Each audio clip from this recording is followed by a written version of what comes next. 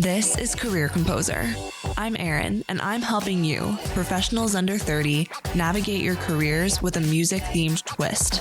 I'm giving you the job search and career advice you need to get that job, but we'll also talk about music, how to balance our personal and professional lives, and figure out what we're meant to do. Ready? Let's go.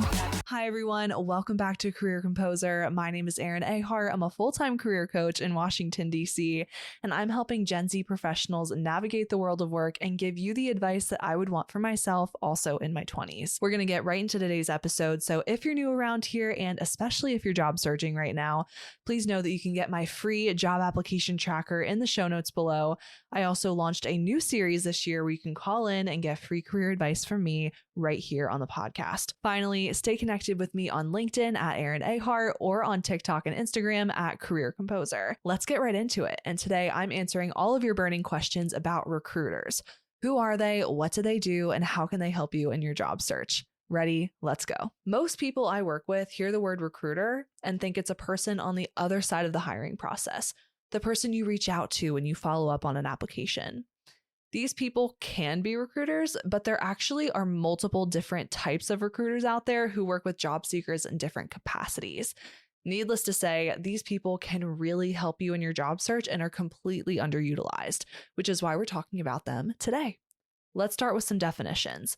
Listen closely because this is going to really help you differentiate between the different types of people you might interact with throughout the hiring process and how to communicate with them. Definition 1, recruiters. A recruiter is someone who finds and communicates with active job seekers and connects them with hiring managers with the goal of filling open roles at a company. A recruiter can be internal, meaning they're a salaried employee at a company, typically a larger company, and they help fill roles only at the company that they work for. Or a recruiter can work for a staffing agency or a talent agency. And when they work for a staffing agency, they're recruiting for roles at multiple different companies and typically receive a commission for the roles that they help fill. A company that does not have an internal recruiter or recruitment team might pay a staffing or talent agency to find the right candidates for their open positions.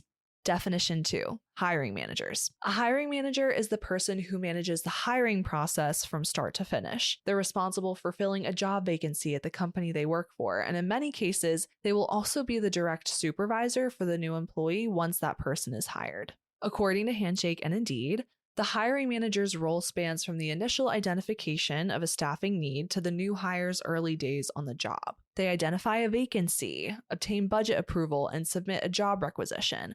A job requisition is a request to hire someone and post a job opening. They work with HR to create the job description, set required qualifications, and determine success metrics for the role. They review resumes, often provided by recruiters, and lead the interview process. And finally, they work with the full hiring committee to determine which candidate to hire and participate in the final salary and contract negotiations. The hiring manager has a lot to do. Recruiters are involved at the beginning of a hiring process with sourcing and screening applicants, while hiring managers see this process through to the end when the candidate is chosen and then hired. A really important distinction here is that recruiters often don't know the ins and outs of what's really required to do the job well. They have a general idea, but many of them haven't had work experience in the field that they're recruiting for. The hiring manager, on the other hand, knows exactly what's needed for a candidate to succeed in the role, do the job well, and be a good fit for the team. Definition 3, headhunters. You probably don't hear this one as often because headhunters are really focused on advanced professionals and niche experts. These candidates are more advanced in their careers, and many have carved out a very specific niche for themselves, and that means that there are actually less of them. Active job seekers can be harder to find. Headhunters do more targeted outreach for people who might not be actively looking for another job, but who might still be interested. So headhunters are kind of like poaching advanced professionals from other companies. Definition 4, staffing agencies and talent agencies. According to Indeed, staffing agencies recruit employees on behalf of employers looking to fill positions and help candidates find appropriate jobs. When they need to hire new staff, employers contact a staffing agency specializing in their industry. The employer specifies the job requirements, the number of employees needed, the rate they will pay, and for what period that staff needs to work. Based on this information, the agency composes a job description and advertises it on its website or other job boards. Recruiters might also use LinkedIn and professional networks to conduct additional outreach to potential candidates.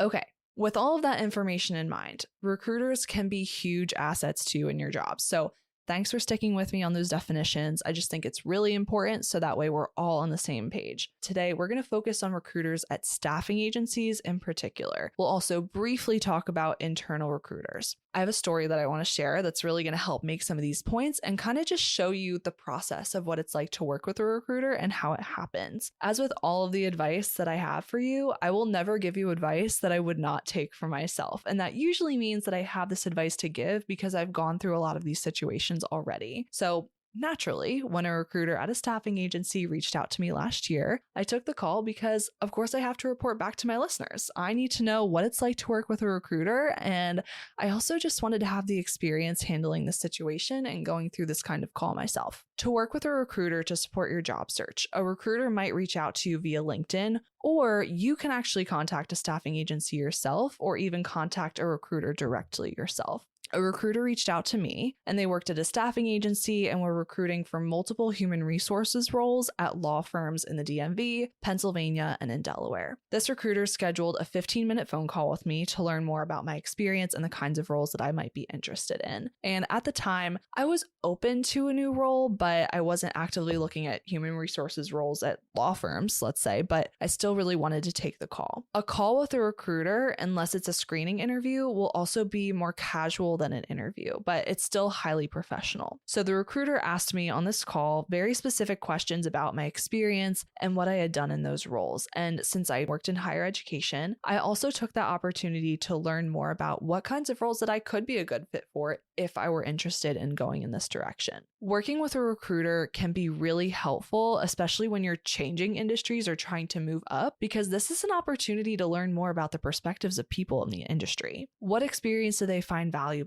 What kinds of roles do they believe you're a good fit for? Once I shared my experience with a recruiter on this phone call, I got their perspective on what human resources related roles I would potentially be a fit for in this industry. And their answer was really interesting because I actually didn't agree at all. I couldn't believe what they said.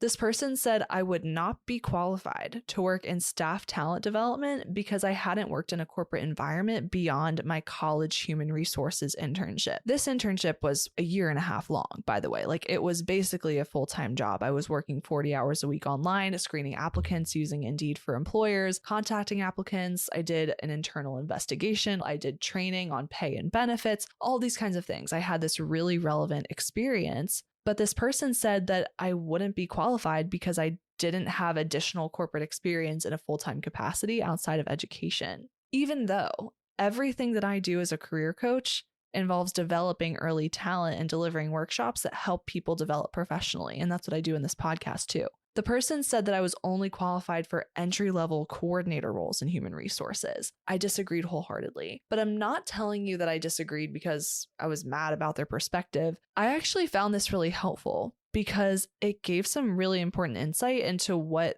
they think on the other side, because a recruiter was telling me what they had likely heard from the employers that they were doing the recruiting for.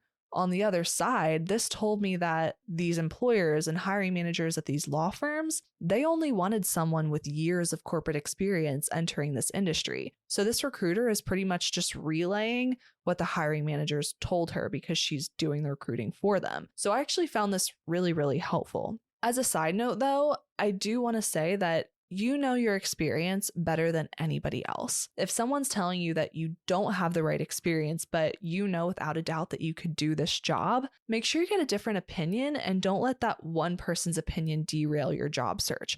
So in this situation, even though I disagreed with her, this is only one person telling me this.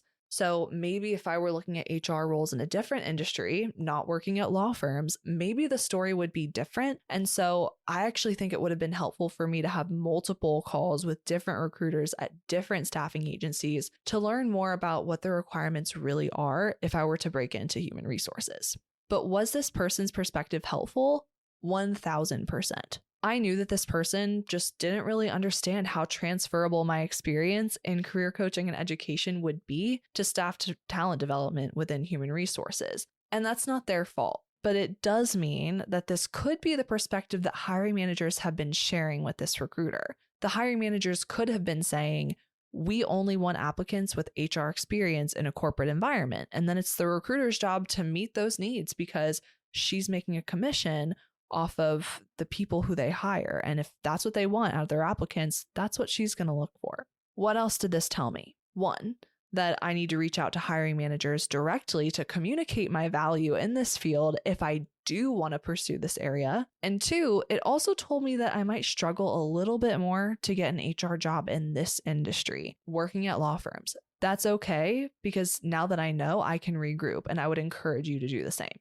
What else was helpful about this call? After the recruiter learned about my experience, they created a profile for me in their system with all of the information that I had just shared about my experience. Now they can contact me about future roles that they think I would be a good fit for. They also shared the process for what would happen if I wanted to apply for a job they were recruiting for. And this next part, in my opinion, is the biggest reason why you might want to work with a recruiter in your job search. The recruiter shared that if I wanted to apply for a job that they were recruiting for, and if the recruiter thought that I would be a good fit, that the recruiter would handle the job application for me. That is a huge selling point on working with recruiters. I would send the recruiter my resume. Then they would create a career summary for me and advocate to the hiring manager on my behalf why I would be a great person to interview. The recruiter would essentially represent me. Now, this recruiter did say that if I had already applied for a job that they were recruiting for, that they would not be able to represent me. If I wanted to apply for any future roles and receive representation for those roles, I would have to go through this agency and through them. Otherwise, I would just cold apply like everybody else. There are pros and cons to this, so let's talk about them. When a recruiter at a staffing agency creates a career summary for you and is telling the hiring manager why they should interview you, the hiring manager is going to pay attention. Why? Because they are paying the staffing agency to do this to make their life easier. They want to take advantage of this helpful service they're paying for. Again, recruiters make the hiring manager's job easier. They screen applicants in the very beginning of the process so the hiring manager doesn't have to. The con of this is that no one knows your experience better than you do. And if you think you could represent yourself to the employer better than the recruiter can, it might just be best to cold apply. I think this is especially true if you find yourself in a similar situation to what I experienced. I could articulate my experience much better in a cover letter and a follow-up email than this recruiter could because I know my experience and how transferable it is. But when hiring managers use staffing agencies to help recruit candidates, they often don't make their direct work emails public. They don't want to talk to applicants because that's a recruiter's job. But if you can find the hiring manager's email, 1000% follow up only if you're applying on your own. Then you can use the body text of this email to really advocate for your value. And I also recorded an episode, how to follow up after applying for a job. So make sure you go listen to that episode for lots more information about how to do this. So what if a recruiter doesn't reach out to you? How can you work with one? First, go to Google and search for staffing agencies in your industry in your geographic location. Multiple should come up, and then you can reach out to all of them if you want. There's no you can work with as many recruiting agencies, staffing agencies, talent agencies as you want to. Go to the staffing agency's website, and there should be a tab that says for job seekers or for talent or find jobs. Just click on that tab. Each staffing agency should also have a job board, and you can look through the positions that they're recruiting for at any time. There should also be a place for you to start the process of working with them. This will probably include you submitting a resume on their website or emailing a general email with your resume. Then a recruiter will reach out to you and schedule a 15-minute call like the one that I had. But every staffing agency does this differently. Sometimes you can schedule a call and talk to someone right away. Sometimes they only call you once they identify your resume as a great match for the specific job that they're recruiting for. It really depends, so just make sure that you really read through the whole process. Submitting your resume to these agencies is also just a great practice in general because you might not know about some of the jobs they're recruiting for, and now they'll reach out to you when it is a good fit. One of the other questions that I commonly get is, do I have to pay to work with a recruiter or a staffing agency? And the answer is no, not as a job seeker. The company pays the staffing agency, and you just get to sit back and relax and take advantage of the service. So that's how you would work with a recruiter at a staffing agency and how they can help you.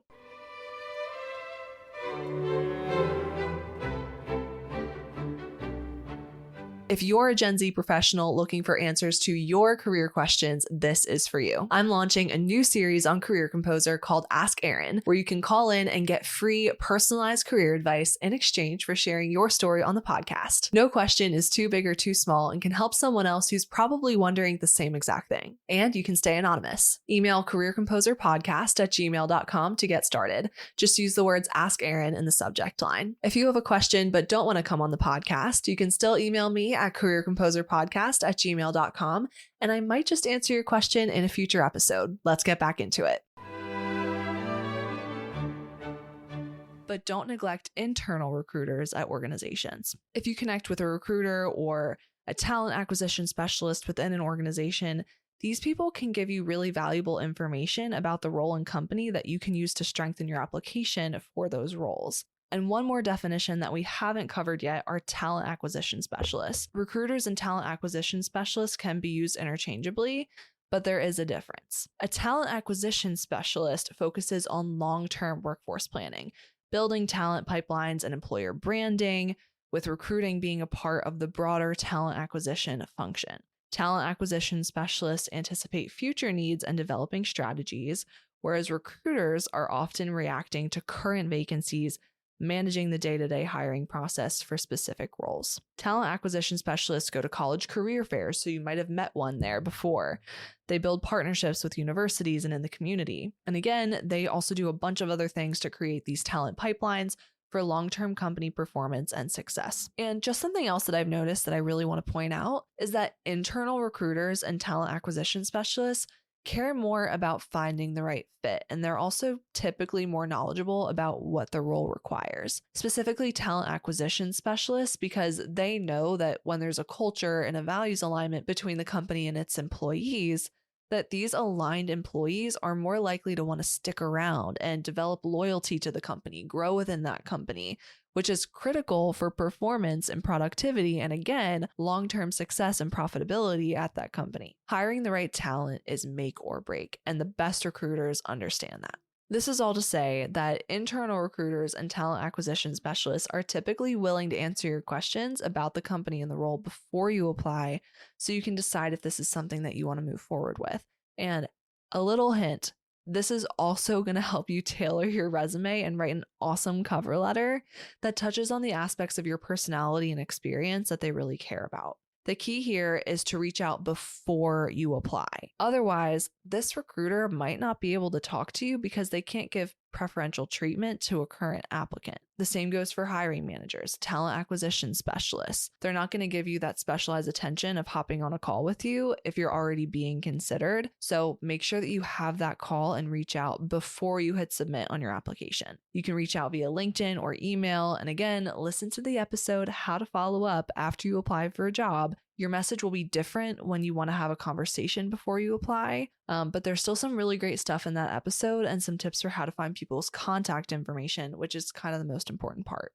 To recap, employers can help you apply for jobs and get an interview, learn about the hiring manager's expectations and what makes a qualified applicant, and they can give you information about the role and the company that you can use to strengthen your application. Just like we want to add vitamins and nutrients to supplement our diet, that sounds so boring when I say it out loud, working with a recruiter or multiple recruiters can be a great way to supplement your job search and just add another strategy to your toolkit. I hope you found this episode helpful. Please share it with a friend. Rate Career Composer 5 stars wherever you get your podcasts. It really helps me grow so I can keep bringing you the career content that you want.